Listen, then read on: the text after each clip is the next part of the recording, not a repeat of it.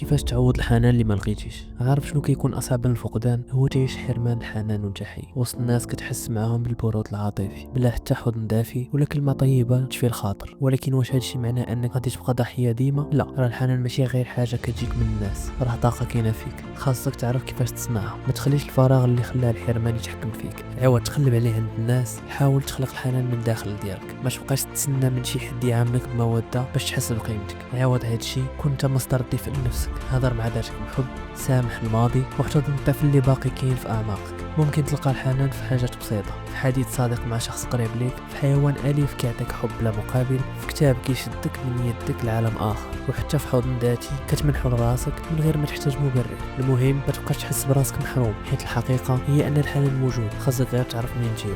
ما تبقاش تركز على اللي خاصك، ولكن شوف شنو تقدر تعطي. منين كتبدا تعطي ولو حاجه صغيره، الحياه كتعطيك اكثر مما كنتي كتوقع. تهلا.